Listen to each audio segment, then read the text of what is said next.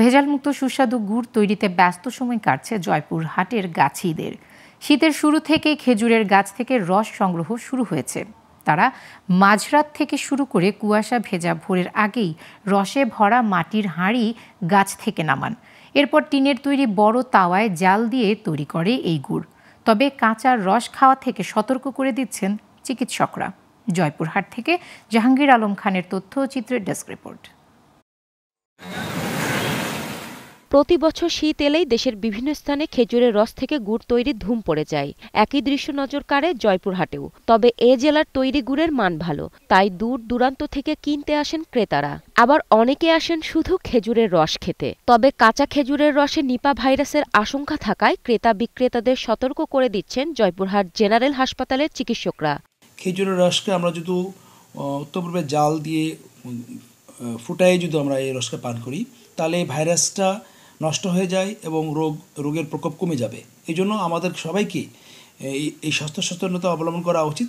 এদিকে তীব্র শীত উপেক্ষা করে মাঝরাত থেকে ভোর পর্যন্ত গাছ থেকে রস সংগ্রহ করছে গাছিরা। এরপর 3 থেকে 4 ঘন্টা জাল দিয়ে বিভিন্ন প্রক্রিয়া শেষে তৈরি হয় সুস্বাদু গুড়। আর প্রতিদিন এই গুড় ও রস কিনতে আসছেন ক্রেতারা।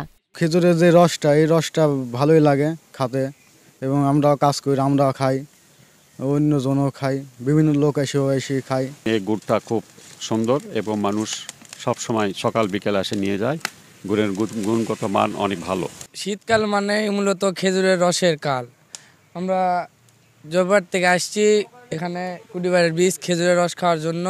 এ জেলায় প্রচুর পরিমাণে খেজুরের গাছ রয়েছে, তাই প্রতি মৌসুমে গুড় উৎপাদনের লক্ষ্যমাত্রা পূরণ হয় বলে জানালেন কৃষি সম্প্রসারণ অধিদপ্তরের এই কর্মকর্তা। 15,000 গাছের রস সংগ্রহের জন্য প্রায় 20 থেকে 25টি স্পটে রস সংগ্রহ করে তারা জ্বালায় খেজুরের গুড় উৎপাদন করে। এখান থেকে প্রায় 150 মেট্রিক টনের মতো গুড় উৎপাদন হয়, যে গুড় আমাদের জয়পুরহাটের চাহিদা মিটিয়ে দেশের বিভিন্ন স্থানে সরবরাহ করা হয়। জয়পুরহাটে খেজুরের গুড় প্রতি কেজি বিক্রি হয় 200 থেকে 400 টাকায়, আর রস বিক্রি হয় 60 থেকে 100 টাকা KG. Global television news desk.